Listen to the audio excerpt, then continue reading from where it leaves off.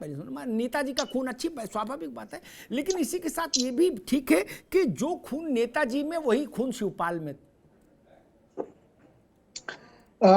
निश्चित तौर पे अभी चूंकि जो जिस तरह की बात हो रही थी, जी अभी सुशील पांडे जी भी समीक्षा करते हुए बता रहे थे, जी सियासत की बात कर रहे थे, लेकिन लगता है ये रियासत की बात हो रही है, सियासत की बात नहीं हो रही।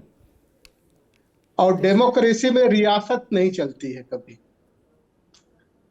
जैसा कि अभी आपने रघुराज सिंह साग की घटना को बताया, तो 1984 की घटना आपको याद होगी। इलाहाबाद से चुनाव हेमवती नंदन बहुगुणा भी लड़ रहे थे, अमिताभ बच्चन भी लड़ रहे थे। हाँ, हाँ। और जैसे ही हाई कोर्ट के पास पहुंचे, तो अमिताभ बच्चन अपनी गाड़ी से उतर करके हेमवती नंदन बहुगुणा का पैर छुआ और उन्होंने कहा कि गुरुदेव मुझे आशीर्वाद दे दीजिए कि मैं यहाँ से चुनाव जीत जाऊं। और हेमवती नंदन बहुगुणा को कहना पड़ा कि विजयश्री हो, और लेकिन ये कहा कि तुमने दांव धोबिया पछाड़ दांव लगा दिया, मेरी जीत को अपने लिए मांग लिया, तो ये तो सच है कि तुम जीत हो जाओगे। और इसमें भी कोई दो राय नहीं कि रघुराज सिंह साग वहां से चुनाव जीते। परिणाम आएगा तो आप देखिएगा। गाने तो बनाए जाते हैं, अपनी अंदर श्रद्धा होती है, अंदर भक्ति होती है, गाने बनते हैं, बनाए जाते हैं। ये कोई डीएनए टेस्ट नहीं हो रहा है, डीएनए राजनीति में नहीं चली जाती। मुलायम सिंह जी कभी भी अखिलेश के पक्ष में पुत्र के नाते जरूर खड़े रहे, लेकिन उनकी रणनीति, उनके प्रयास, उनके जो लोगों को मोटिवेट करने की प्रक्रिया थी, उससे कभी भी सहमत नहीं रहे। अगर ये देखा जाए कि क्या मुलायम सिंह के इस धरोहर को संभाल पाएंगे अखिलेश, तो ब्लंटली अगर कहना पड़े, बुरा लग सकता है, उसके लिए माफी चाहेंगे, तो पता चलता है कि मुलायम सिंह के धरोहर संभालने के लिए अखिलेश में वो काबिलियत नहीं है। गाने हो सकते हैं, चलता रहेगा, क्योंकि आप जानते हैं मैसेंजर, मोटिवेशन, मैनेजमेंट, मनी और मीडिया, राजनीति में यही सब काम करते हैं। और ये इसका प्रॉपर कलेक्शन अखिलेश नहीं कर पाते हैं, नहीं कोई मैसेज नहीं दे पाते, कभी भी मैसेज नहीं दे पाते हैं कि इस समय कौन सा मैसेज दिया जाए। और उसकी जब कमी रहती है तो निश्चित तौर पे आप परिणाम देखेगा। हमें जहां तक लगता है, अभी कहना जल्दबाजी होगी, लेकिन मैनपुरी से चुनाव, हमारी सहानुभूति है कि समाजवादी पार्टी चुनाव जीते, लेकिन ऐसा होता हो दिख नहीं रहा। परिणाम शायद आएगा तो आप भी यही देखेंगे, जो बहुत ही आश्चर्यजनक होगा। जैसा आप कह रहे थे, वही मैसेज देने की कोशिश भी की जा रही है। और हमारे मित्र कांग्रेस के कह रहे थे कि मैं लोकल बॉडीज के चुनाव में लगा हूं। प्रभु, आपने इतने समय तक देश की राजनीति किया, कम से कम पार्टी का इतना सत्यानाश मत करिए। कम से कम संदेश तो राष्ट्रीय ही दीजिए, लोकल बॉडीज में मत उलझाइए। बड़ी पार्टी है, लोगों पे बड़ा विश्वास है, तो उसको बनाए रखिए। थैंक यू जी। त्रिपाठी जी, अच्छा, जब मान लीजिए अलग ही होना है, तो एक अपील ही फिर जारी कर दो कि भाई हमारा वोटर अपने वोटर के नाम। भाई आदमी दुकान कहीं शिफ्ट नहीं लगाता है तो कह देता कि हमारी दुकान वहां शिफ्ट हो गई, वो तो बोर्ड तो लगा देता ताकि हमारे ग्राहक परेशान ना हो। वैसे एक अपील ही जारी कर दो कि भाई कांग्रेस नहीं लड़ेगी और कांग्रेस ये चाहती है कि फलाने को समर्थन दिया जाए। नहीं जी अमिताभ जी, बिल्कुल सही आप कह रहे हैं, ऐसा सोचा जा सकता है। लेकिन दरअसल इस समय देश की जो राजनीति है उसमें बड़ी लड़ाई है भारतीय जनता पार्टी के साथ। आपने अपने विश्लेषण में कहा कि इस उपचुनाव का कोई भी परिणाम राज्य की सरकार को प्रभावित कर रहा।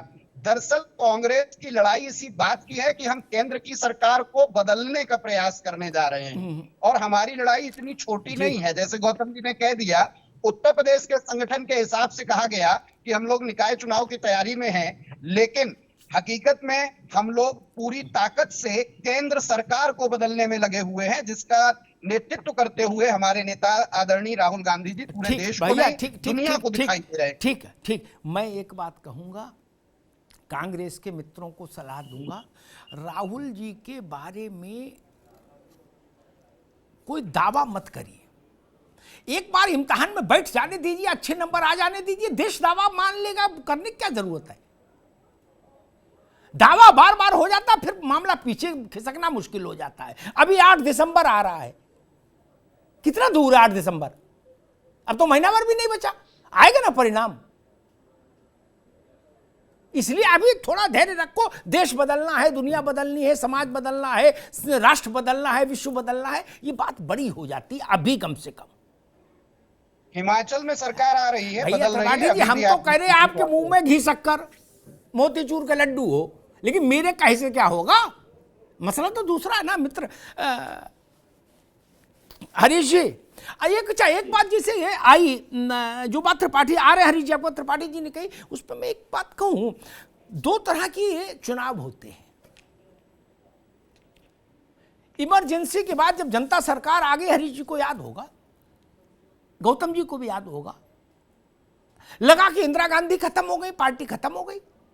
उत्तर प्रदेश में तो बिल्कुल ही सुपड़ा साफ था।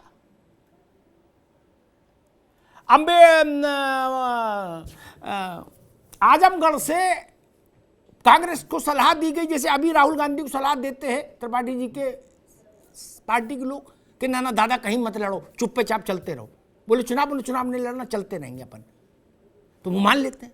इंदिरा जी से भी कहा कि चुप बैठो, चुनाव नहीं लड़ो। इंदिरा जी एक दिन उनको अचानक से कहा कि मोहसिना किदवई को बुलाओ, बोले मोहसिना तुमको चुनाव लड़वा देंगे। मोहसिना किदवई 12 बंकी की आजमगढ़ से लड़ा दिया चुनाव, वक्त की बलिहारी जीत के आ गई मोहसिना जी। उस चुनाव ने देश की राजनीति को बड़ा मैसेज दिया, सरकार की सेहत पर तुरंत फर्क नहीं पड़ा।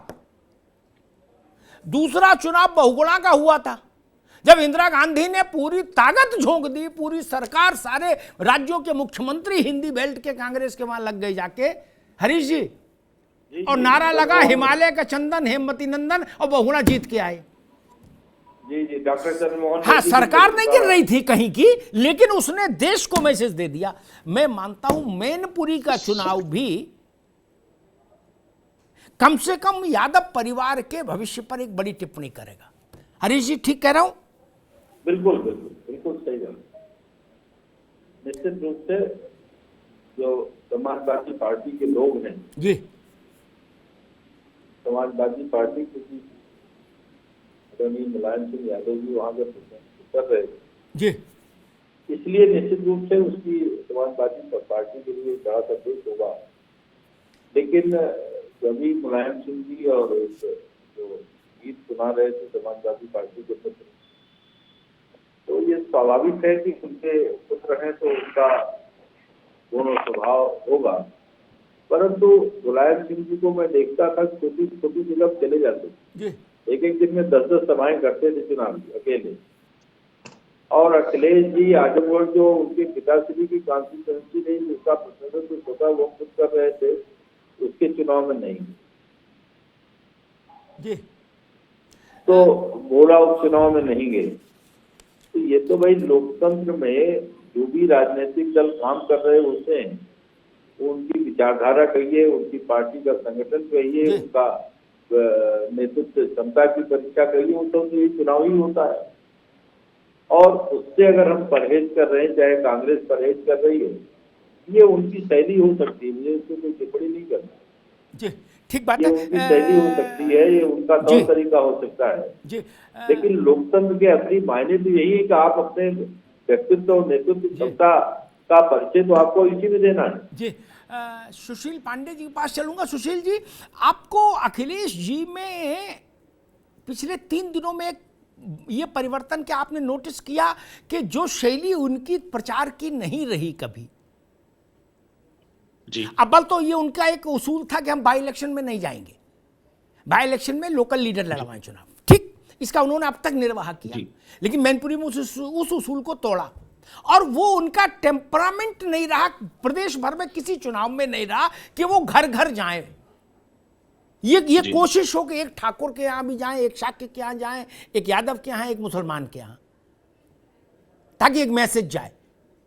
आज मैं देख रहा हूं डिंपल जी भी मैनपुरी में डोर टू डोर निकली हैं। ये कैंपेनिंग स्टाइल में कुछ बदलाव लग रहा है, ऐसा क्यों?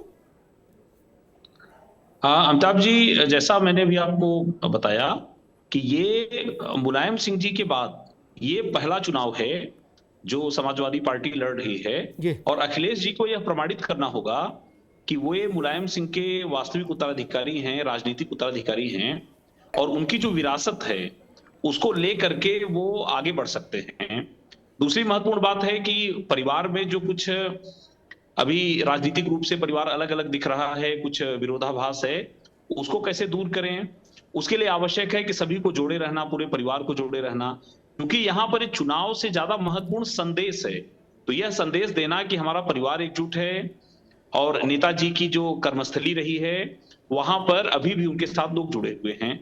तो यहाँ पर इसलिए उनको रणनीति बदलनी पड़ी, कहीं कहीं दबाव में जरूर हैं, चाहे वह परिवार के लोगों का मुद्दा हो या भाजपा की जो वहां की रणनीति हो, तो इसके कारण दबाव में जरूर हैं। और इस कारण से उन लोगों ने यह निर्णय लिया कि उन्हें अब सीधे जनता के बीच जाना चाहिए। और अमिताभ जी, मैं मानता हूं एक बड़ा प्रयोग भी है कि जहां पर नेताजी मुलायम सिंह जी साइकिल से और पैदल यात्राएं करके लोगों से मिलते थे, तो इस प्रकार का एक भावनात्मक संदेश भी इनको देना होगा। ठीक ठीक। और भविष्य की जो राजनीति है उसके लिए भी नए अवसर इनको तलाशने होंगे। ठीक बात, ठीक है। गौतम राणे, एक इसी जो नया कैंपेन ट्रेल है, जो नई स्टाइल ऑफ कैंपेनिंग है अखिलेश जी की, उसी से जुड़ा सवाल है, लेकिन दो बातें मैं सामने रखना चाहता हूं। पवैया ने माधवराव सिंधिया के खिलाफ कुछ नहीं बोला उस कैंपेन में, एक ही बात बोलता था। आज मैं जब रघुराज को सुन रहा था तो मुझे वो याद आ रहा था जय भगवान पवैया का चुनाव। पवैया ने कहा कि महाराज बड़े हैं, हमारे भी नेता हैं, हमारे भी राजा हैं, उनके आगे मैं कहा, मैं तो कुछ नहीं। लेकिन महाराज से मिल पाते हो? लोग कहते थे ना। दिल्ली जाके बोले ना, कई बार नहीं मिल पाए, कई बार मिल भी लिए 2 मिनट के लिए। बोले पवैया का कान पकड़ लो, साइकिल पे बैठा लो, मोटरसाइकिल पे बैठा लो, स्कूटी पे बैठा लो, चाहे जहां ले जाओ। लोगों ने कहा हाँ ये बात तो है। माधवराव सिंधिया जो ऐसे करते थे परकोटे से, देखिए गौतम राणे, पर्चा भरने के बाद, और 4.5 लाख से जीत के आते थे। वो कितने से जीते? 27,000 से। एक चुनाव और हुआ था, वहां एक स्लोगन चला था, दरवाजे दरवान ना होगा, दरवाजे दरवान ना होगा, कोई परेशान ना होगा। बोले हमारा घर है, दरवाजे नहीं बंद होता, और उनका देख लो वहां तो नहीं। इन दो चीजों को जब हम सामने रखते हैं, क्या अखिलेश, आपको क्या लगता है अखिलेश यादव उस धारणा को तोड़ना चाहते हैं कि वो दुर्लभ हैं, वो मिलते नहीं हैं, अनुपलब्ध रहते हैं? और रघुराज शायद उसी मर्म पर चोट कर रहे हैं कि रघुराज का कान कहीं भी पकड़ लेना और चाहे यहां ले जाना अपने साथ। गौतम राणे, अमिताभ जी, निश्चित तौर पे जब इस पर पार्टी को देखें तो 2-3 जो परिपाटी हुई है, जिन्होंने विरासत संभाली है जी, एन.टी. रामाराव का चंद्रबाबू नायडू, उनके वर्किंग स्टाइल बड़ी अलग थी। चंद्रबाबू नायडू एन.टी. रामाराव को भी कई मामले में सुपरसीड करते थे, लोगों से मिलने के मामले में। शिबू सोरेन और हेमंत सोरेन को ले लीजिए, बीजू पटनायक और नवीन पटनायक को ले लीजिए। तो इन तीनों ने जो अपनी परिपाटी संभाली, तो वो एक्टिव थे और बाप से ज्यादा उनको मिलने में सहूलियत हुआ करती थी, कार्यकर्ता ज्यादा प्रसन्न हुआ करते थे। और तीसरा जो प्रकरण आता है, आप जानते हैं कि सपा बसपा का 2019 में गठबंधन था, तो मुलायम सिंह जी की मार्जिन केवल 1 लाख रह गई थी जी।